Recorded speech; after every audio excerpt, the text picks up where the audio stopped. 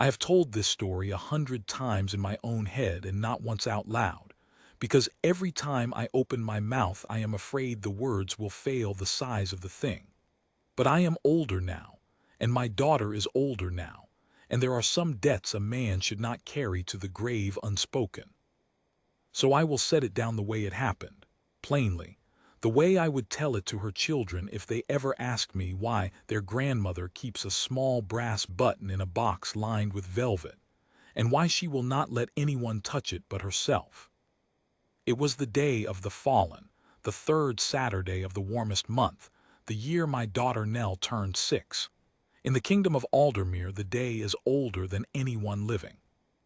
It began as a soldier's day, a day for the men who did not come home from the long wars in the eastern passes, and over the generations it had swelled into something a whole nation observed, a day of bells and bared heads, and a great slow procession that wound out from Ravenscourt Palace and down the West Parade, and through the Bell Gate, the king at the head of it on foot, walking the way the old kings had walked, to lay a wreath at the stone that has no name carved on it because it stands for all of them. I had promised Nell the procession for the better part of a year.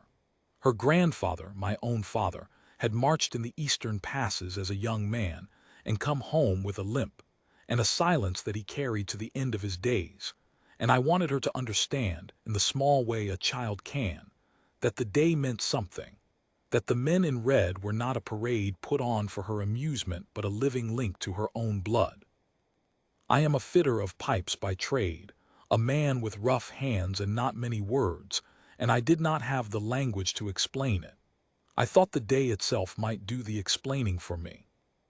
We came up from the south on the early train, Nell in her good blue coat with the brass buttons her grandmother had sewn on, a coat she was already half growing out of, the cuffs riding up her wrists.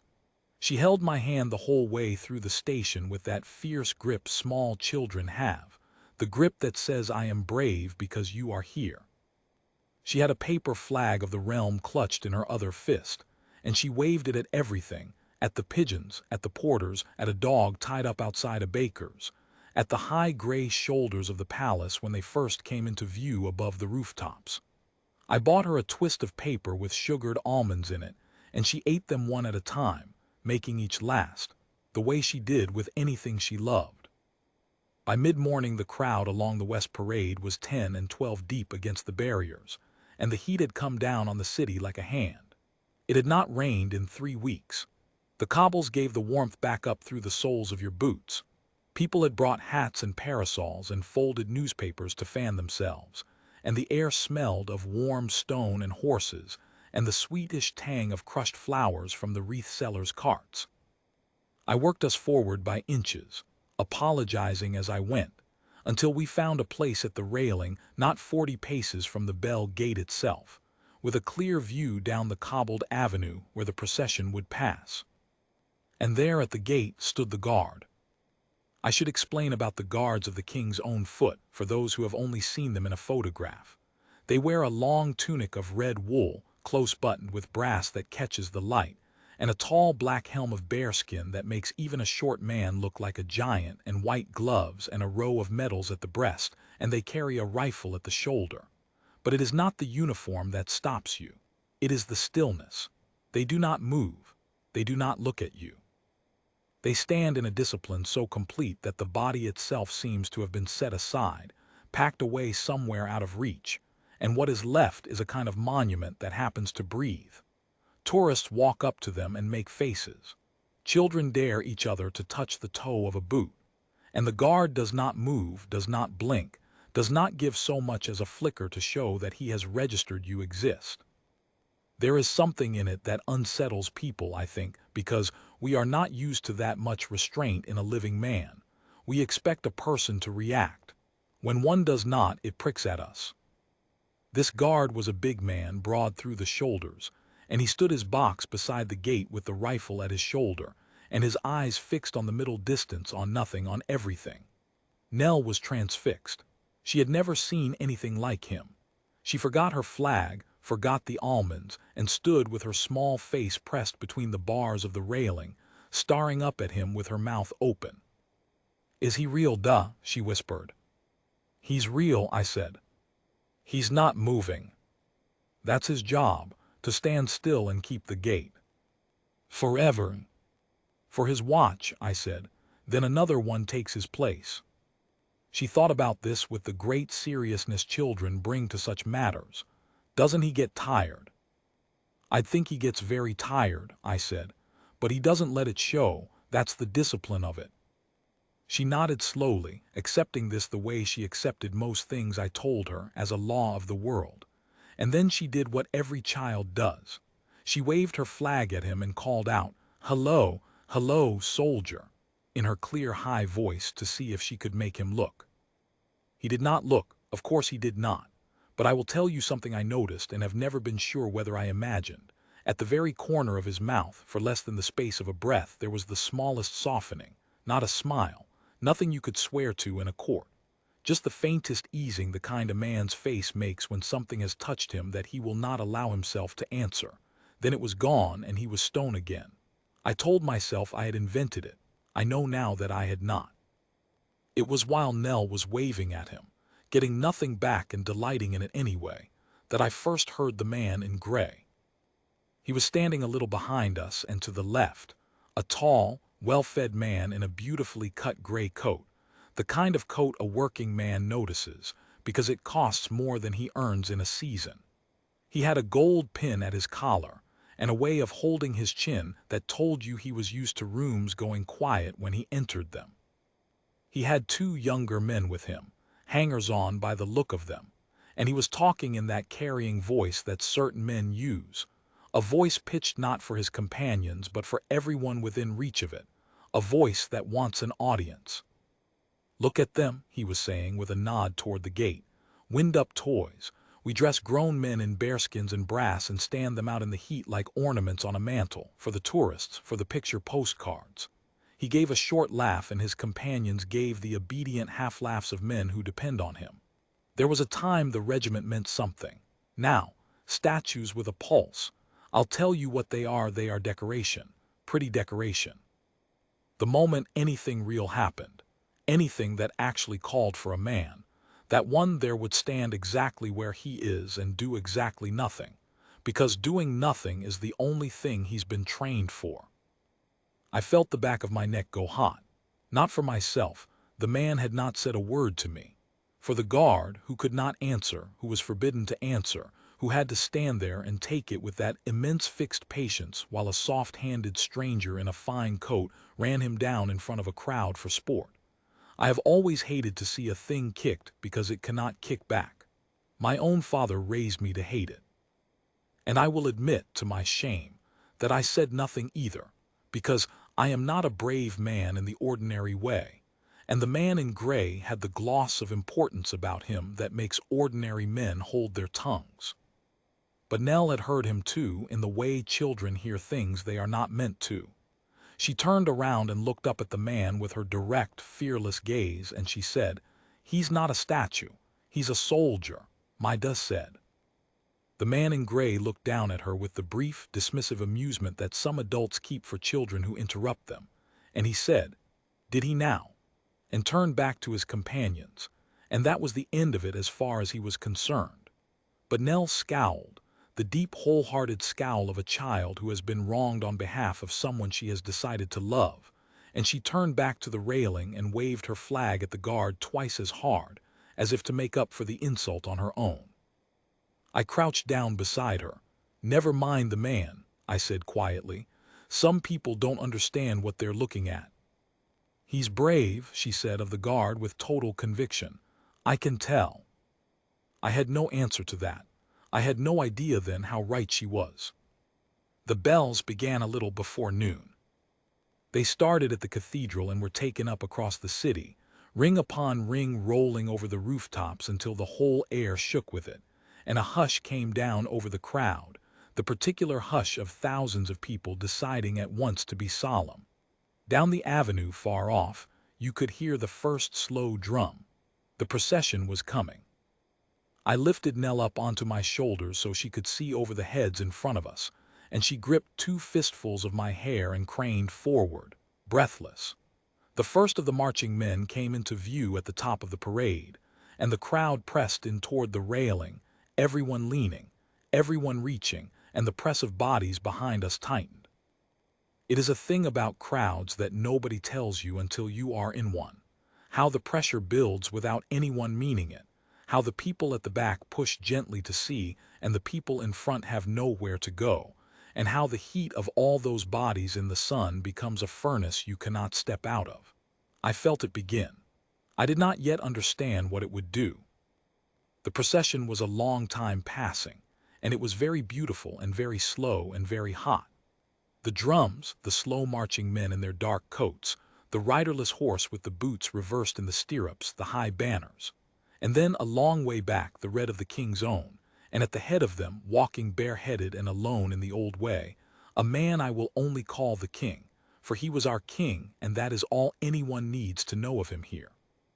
He walked slowly, his face grave, and the crowd did not cheer, because it was not a day for cheering, but a great murmur went through them.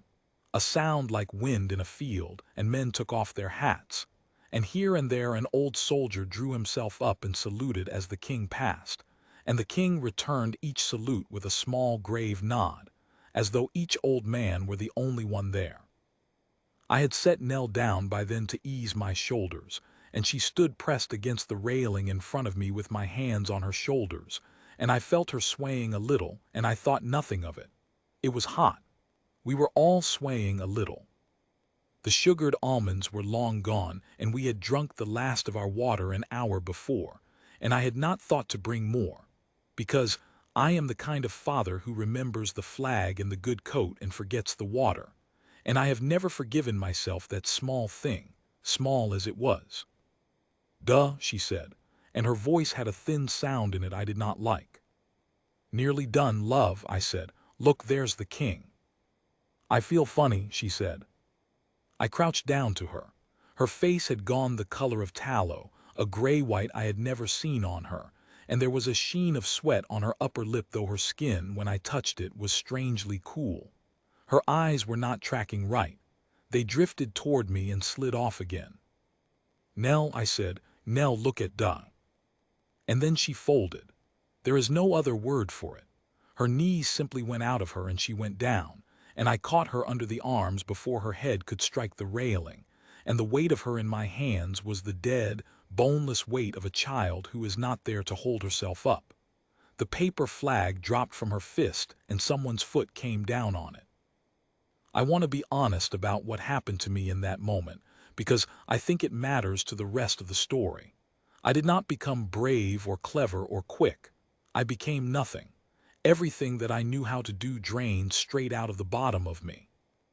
I went down on my knees on the hot cobbles with my daughter slack in my arms, and I said her name, and then I shouted it, and her head lolled, and a terrible certainty came over me that she was not breathing, and I put my ear to her open mouth and felt nothing, no breath, no warmth of breath, and her chest under my hand was still.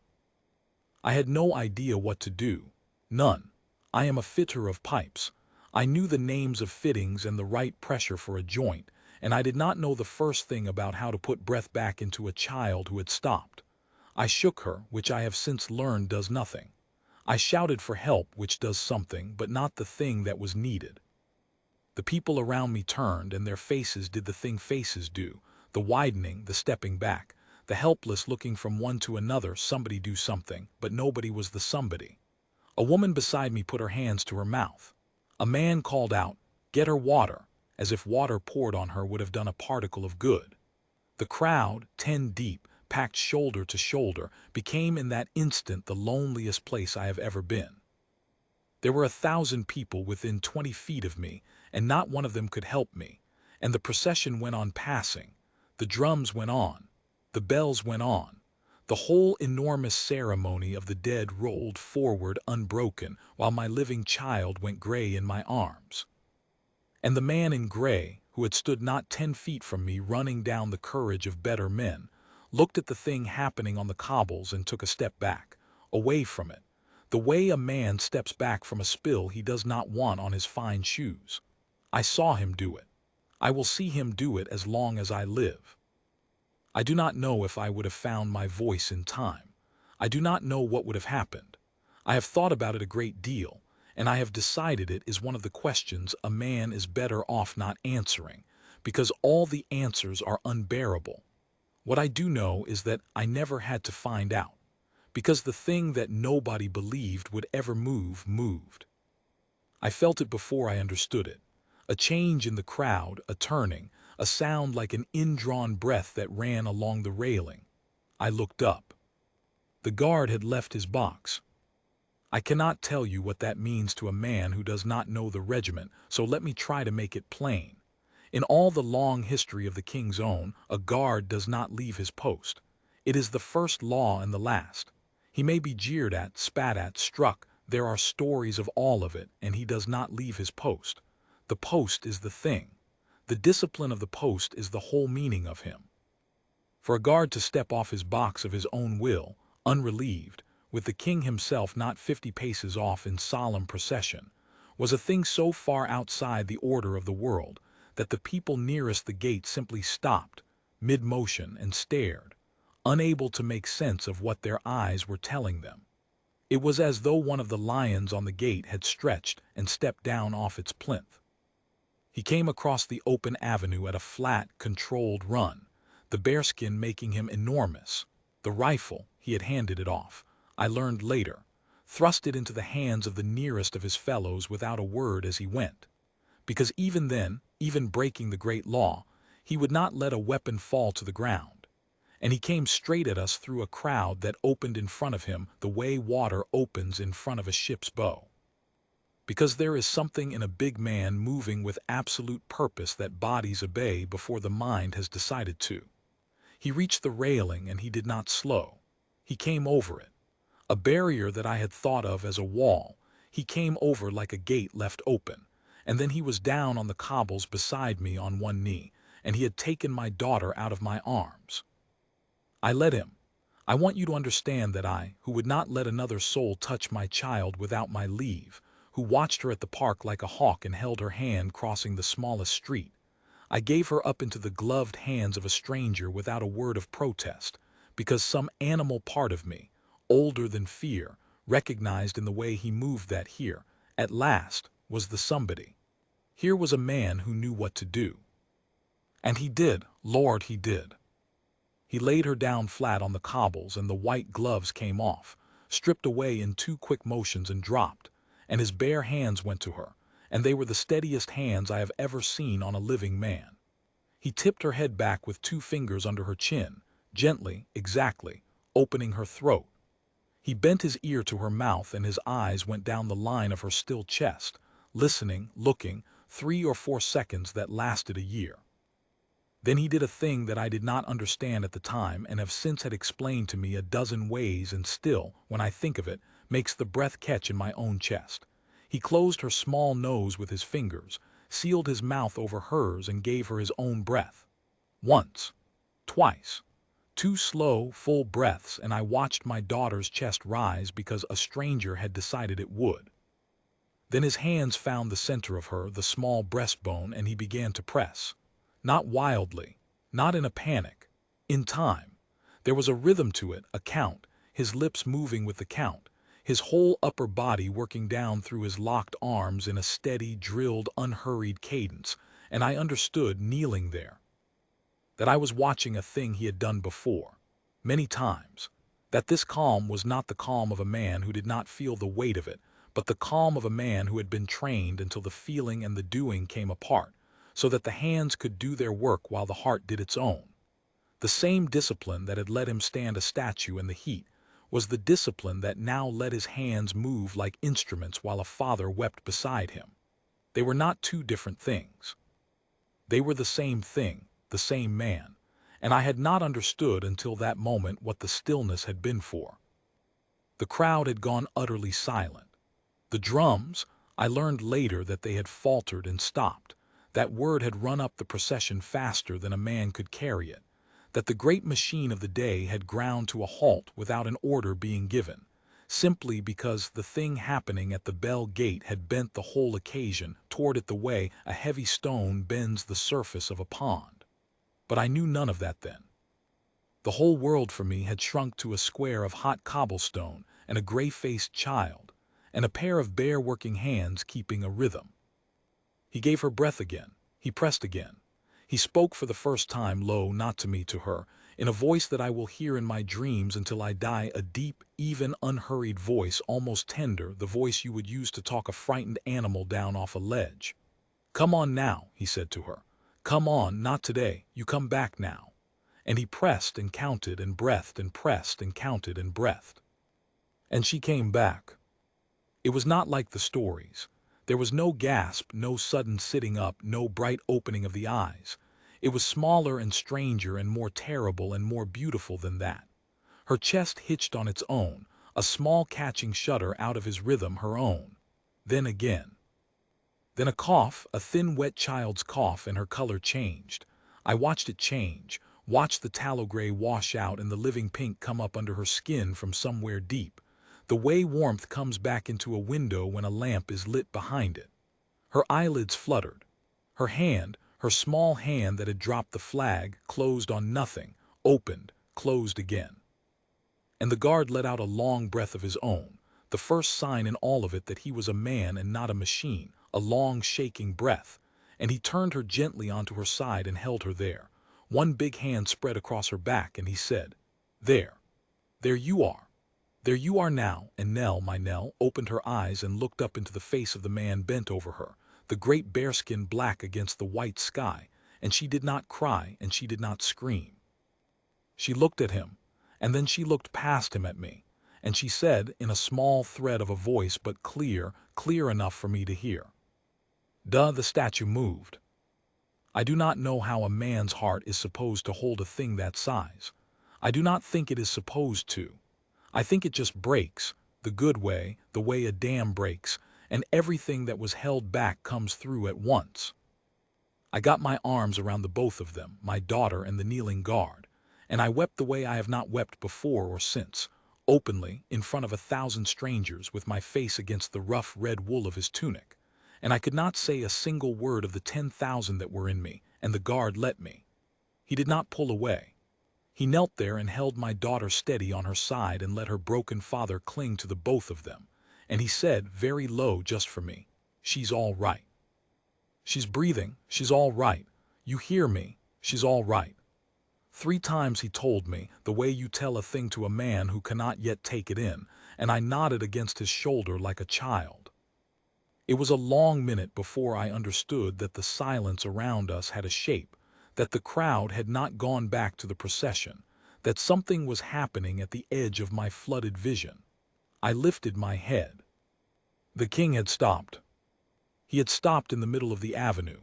The great solemn procession halted all down its length behind him, and he had turned, and he was looking at the thing on the cobbles by the bell gate, at the guard with his gloves off and his bearskin black against the sky, at the child sitting up now in the crook of the guard's arm, at the broken father, and his grave face had a thing in it I had not expected. Not displeasure. I had braced, somewhere in me, for displeasure, for the law of the post invoked, for a man to be marched away in disgrace for leaving his place at the king's own procession. There was none of that. The king looked at it the way you look at something you will remember, and then he did a thing that the people who were there still speak of in this city to this day. He came over. He left the head of the procession, the king of Aldermere on the day of the fallen, and he walked across the open avenue to the railing, alone, and the men around him did not dare to follow until he had already gone, and he came to where we knelt, and he looked down at us, and the whole packed crowd held its breath. And the guard, I felt him do it, began to gather himself to rise, to come to attention, because that is what the law in his bones demanded, even now, even here. The king is before you and you stand. But the king put out his hand, just a small motion, palm down, and said quietly, "Stay as you are." And the guard stayed as he was, kneeling, with my daughter held safe against him. The king looked at Nell for a moment, then he looked at the guard, and then he asked him his name. "Reeve, your majesty," the guard said. "Sergeant Thomas Reeve." His voice had gone formal again, parade flat, but I was close enough to hear the smallest tremor under it. King's own foot. "You left your post, Sergeant Reeve," the king said. He said it without weight, A plain statement, the way you might note that it was warm or that the bells had stopped. "I did, Your Majesty," said Reeve. He did not make an excuse. He did not explain. He simply owned it the way I would later learn he owned everything, square and without flinching. "I'll take what comes of it." And the king looked at him a long moment, and something passed over the grave face that was very close to a smile and was kept from being one only by the dignity of the day, and he said, "You'll take a commendation of it, Sergeant, before this is over." And then, more quietly, in a voice meant for the few of us close by and not for the crowd, he said a thing I have carried with me ever since. He said, "There is a kind of man who keeps his post because he has nothing else in him. And there is a kind who keeps it knowing exactly when he must leave it. The regiment is full of the first kind, and it is held together by the second." He looked down at my daughter, alive in the guard's arm, her color fully come back now, her eyes bright and bewildered. "Thank God for the second kind," the king said, and he reached down and very lightly with one finger touched the top of Nell's head, the way you would bless something. And then he straightened and turned and walked back to the head of his procession. And after a moment the drums took up again, slow and deep, and the great machine of the day rolled forward once more, leaving us in the strange, bright hush of the saved. The procession had to go on. The day was bigger than us. But it went on changed, somehow gentler.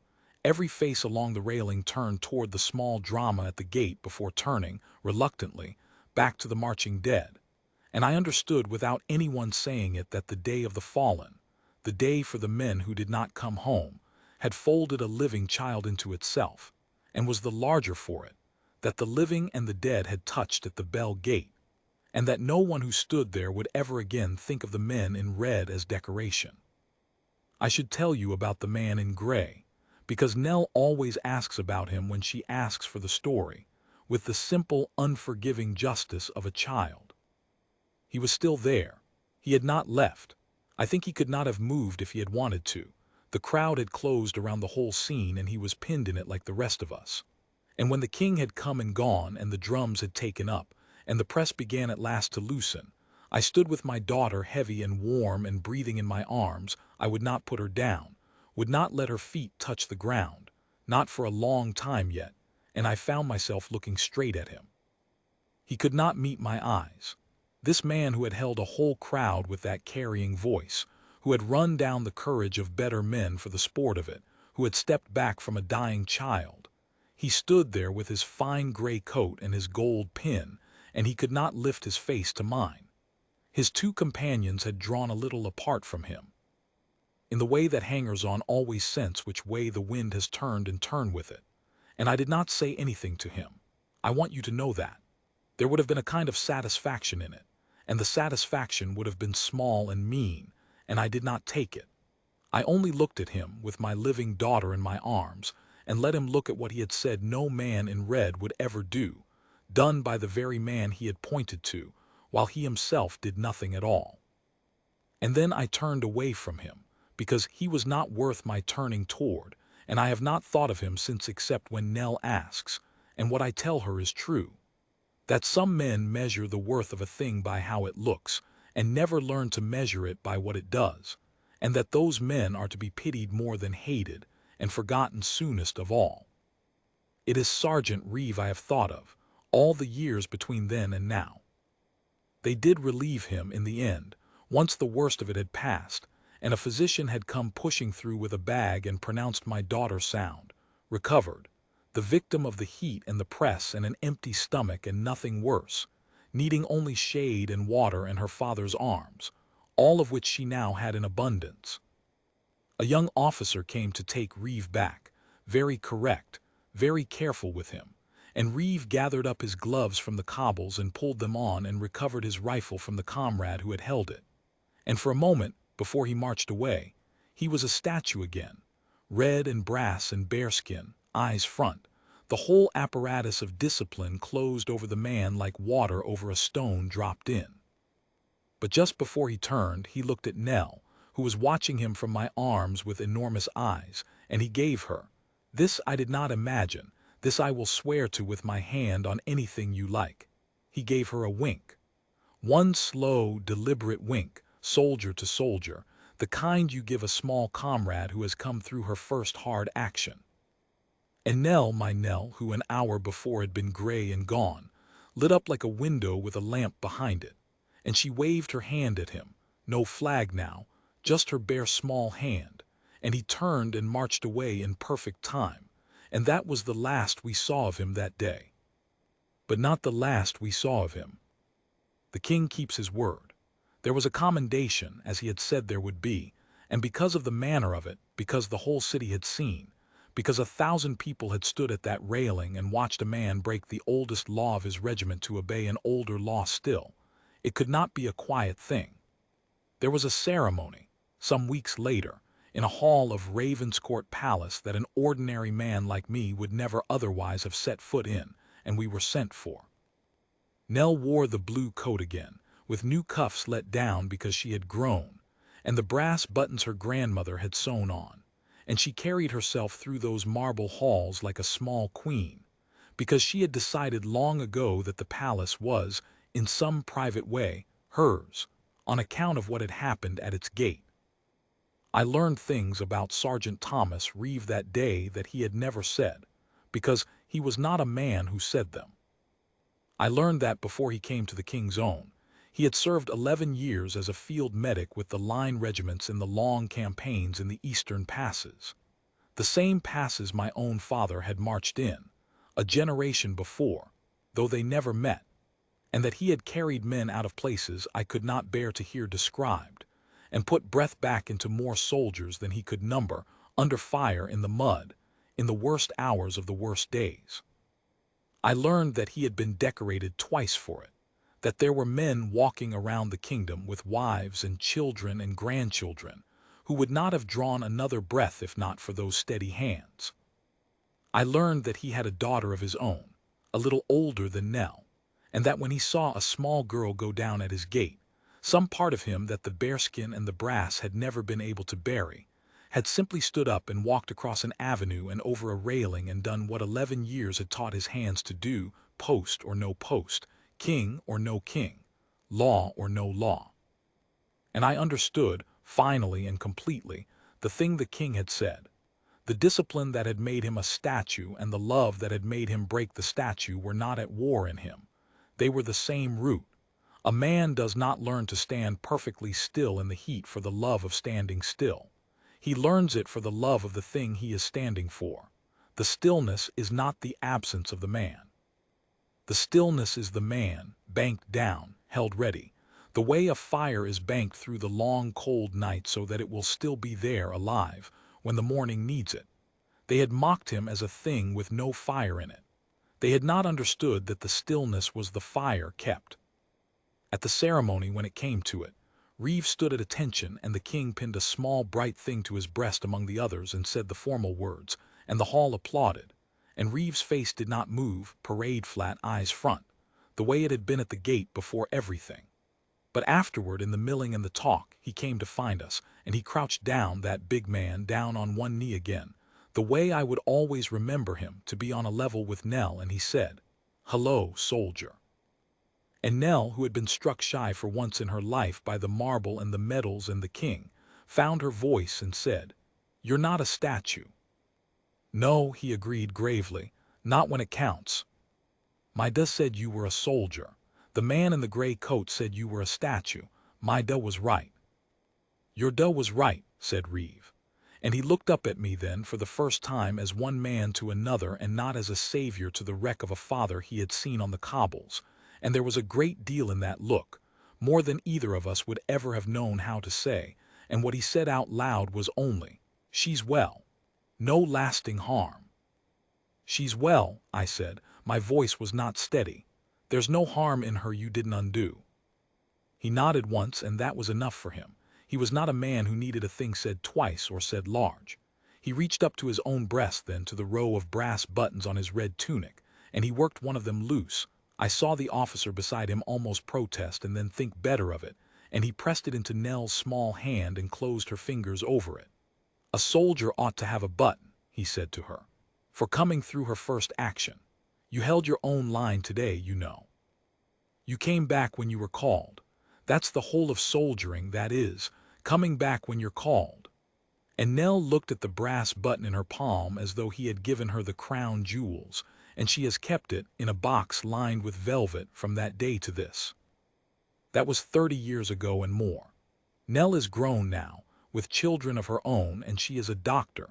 She will tell you, if you ask her why, that she decided it on a hot afternoon when she was 6 years old, lying on the cobbles by the Bell Gate, looking up into the face of a man who had decided she would breathe again, and that she has spent her whole life since trying to be, for someone else's frightened father, the somebody that Thomas Reeve was for mine. She has put breath back into more people now than I could count.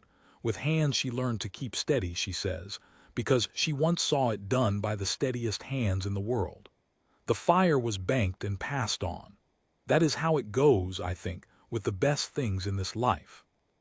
They are kept and held ready, and passed from one set of hands to the next, and the world goes on not knowing how thin a thread it sometimes hangs by, and how often the thread is held by some quiet man in a uniform that the soft and the comfortable have decided is only for show. Sergeant Thomas Reeve is gone now this many years. I went to his funeral, an old man myself by then, leaning on a stick. The regiment turned out for him, red and brass and bearskin, eyes front, perfectly still in the cold, and I stood at the back with my hat in my hands and my daughter beside me. And when the volley was fired and the bugle sounded the long, slow notes that the Aldermere bugles sound for their own, I thought of a hot afternoon at the Bell Gate, and a man who left his post, and a king who blessed him for it, and a small girl who came back when she was called. People still say the King's Own are statues.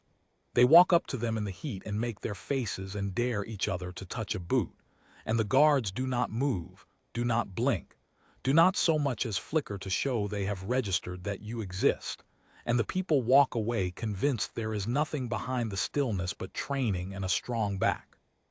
I do not argue with them, there is no use in it. But I know what I saw. I know that the stillness is the fire, banked. I know that the man who keeps his post most perfectly is the very man you will want beside you on the day the post must be left, because the same iron that holds him still will move him true when the moment comes, and not 1 second before. And I know because a small brass button in a velvet box has told my family the truth of it for 30 years and more, that the day will come for every one of those silent men when something real walks up to the gate, something that calls for a man and not an ornament, and that on that day the statue will move, and the ones who mocked him will step back, and the ones who knew him will not be surprised at all. My daughter is alive because a statue moved. That is the whole of it. That is the story. I have carried it long enough. Let someone else carry it now. Title tracker. TXT updated 29/2020/60611. Salute me, toy soldier. A foreign tycoon ordered the Royal Guard. Then one quiet sentence in reply collapsed his empire by morning. F984 quoted order opener dialogue led opens on the order in quotes. T2 T7 engine A plus C hidden elite thread. Kingdom of Corvin, Wexhall Palace, Sovereign's Gate, the Corvin Crown Guard. A foreign arms and shipping tycoon, Victor Solemn, at the palace to sign the Crown's largest defense contract, torments the sentry for the cameras, orders a salute, strikes his medals, snatches at his rifle. Color Sergeant William Ashe, former Mountain Recon officer, sole living class holder of the Sovereign's Cross, holds, takes the rifle back with disciplined precision, never strikes, speaks one quiet sentence in reply. The king, watching unseen from a window, refuses to sign the contract. Solemn leaves empty-handed and his empire unravels by morning. Concrete payoff, deal refused plus empire collapse plus quoted order hook. F984 dialogue-led shape, M-hinge, no question mark except the quoted order, rolls only. Rotates family away from 28, F16 151, 27, F17, 26 F12 114, 25 F11 104, 24 F18 173. 30 2020 60611. They mocked the royal guard as a lifeless statue. But when a little girl stopped breathing in the crowd, he broke his post and brought her back. F764 reframe declarative opener opens on the false framing, the mockery, the statue. T4 engine B, plus a faint reframe of the just for show taunt. Kingdom of Aldermere, Ravenscourt Palace, the Belgate/West Parade, the King's Own Foot Guards, the day of the fallen national remembrance, a packed solemn crowd. Narrator equals the child's father Gareth Doyle, a crowd witness in first-person retrospect. A sleek man in gray loudly mocks the guards as ornaments and statues who would never lift a finger. In the heat and press, a 6-year-old girl, Nell, collapses and stops breathing. Sergeant Thomas Reeve, secretly a long-serving former field medic, breaks his post for the first time in the regiment's memory, hands off his rifle, clears the railing, and revives her with calm, drilled hands. The procession halts. The king halts, blesses the act, and later commends him. The man in gray is silenced and shamed by his own earlier words. Concrete payoff, child revived plus guard commended plus mocker shamed plus reframe hook, statue, right arrow the only one who moved. F764 reframe reveal shape, M- plus comma but hinge, declarative with no question mark, roles only, fictional household. Rotates family away from 29 F984, 28 F16 151, 27 F17, 26 F12 114, 25 F11 104. Story variety tracker, TXT, updated, 29 2020 60611, salute me, toy soldier. A foreign tycoon ordered the Royal Guard. Guard himself, first person, retrospect, color Sergeant William Ash. Provoker equals an arrogant foreign tycoon, Victor Solemn. Arms and shipping magnate at the palace to sign a crown defense contract. No vulnerable figure provocation, ordered the guard to salute, mocked him as a toy soldier, struck his medals, then snatched at his rifle clean, non-gory, a arrogance humbled with a sea-hidden elite reveal thread. Kingdom of Corving. Wexhall Palace, the Sovereign's Gate and North Forecourt, the Corving Crown Guard. High summer state visit afternoon humbling, disciplined disarm without a strike plus one quiet spoken sentence. The king, watching unseen, refuses the contract. The tycoon leaves empty-handed and his empire collapses by morning cold quiet justice plus honor reflection. The king's verdict and the guard's morning after meaning restrained, weighty, controlled. Quiet justice, not tender no differs from 28 on 7 plus dimensions. Guard himself narrator not crowd witness. Engine a not B. Trigger equals order plus strike plus rifle snatch not appeal child crush. Powerful tycoon not small boy plus mild undersecretary. Corvin/Wexhall/Sovereign's Gate not Marinstead/St. Calders/Lantern Court. Payoff equals humbling plus contract refused plus empire collapse, not protection plus royal honor. Ending cold quiet justice, not tender reverent. Mood controlled weighty, not tender warm. Fresh world names Corvin/Wexhall Palace/Sovereign's Gate/Corvin Crown Guard/Color Sergeant William Ash/Victor Solemn, the Kessler Line, the Sovereign's Cross, no overlap with 28 or 27. Guard's power is restraint, takes the weapon back without a strike. Climax is a refusal, not a fight. Humbling is earned, decorated pass plus the king's prior knowledge planted early, not luck/deus ex. Clean 50 yo mail register, wholly fictional, no real figures, no abuse content. Quotation 2004, used only as a faint, unownable seed, a single quoted line carrying decisive weight, the film never named or retold. 30 2020 60611, they mocked the Royal Guard as a lifeless statue. But when a little girl stopped breathing in the crowd. Crowd witness, first person, retrospect, the child's father Gareth Doyle. A pipe fitter, vulnerable one equals a 6-year-old girl Nell, who is overcome by heat and the crush and stops breathing. Light arrogant thread equals a sleek man in gray who mocks the guards as lifeless ornaments and then steps back from the dying child appeal. A child's medical collapse in the heat and press of a packed ceremony, tasteful, non-graphic. No blood, no weapon. Focus on protection and revival. B. Protect the vulnerable with a faint reframe of the just for show mockery kingdom of Aldermere. Ravenscourt Palace, the Bell Gate and the West Parade. The King's Own Foot Guards. The Day of the Fallen, a packed national remembrance procession in high heat protection. The guard breaks his post for the first time in regimental memory, hands off his rifle, clears the railing, and revives the child with calm, drilled field medic hands. The king halts the procession, blesses the act, and later commends him. The mocker is silenced. A brass button passed to the child becomes a lifelong keepsake. Tender, reverent, honor the father's gratitude, the meaning of discipline that knows when to break. The child grown to be a doctor, the guard's funeral years later, warm, tender, dignified. Reverent honor, not cold, quiet justice. No differs from 29 on 8 dimensions. Crowd witness narrator, the father, not guard, himself. Engine B, protect the vulnerable, not a arrogance humbled. Trigger equals a child's medical collapse appeal, not an order plus strike plus rifle snatch. A vulnerable 6-year-old, not a foreign tycoon. Aldermere / Ravenscourt / Bellgate, Day of the Fallen, not Corvin / Wexhall / Sovereign's Gate. Payoff equals protection plus revival plus commendation, not disarm plus contract, refused plus empire collapse. Ending tender, reverent, not cold, quiet justice. Mood warm, tender, not controlled, weighty.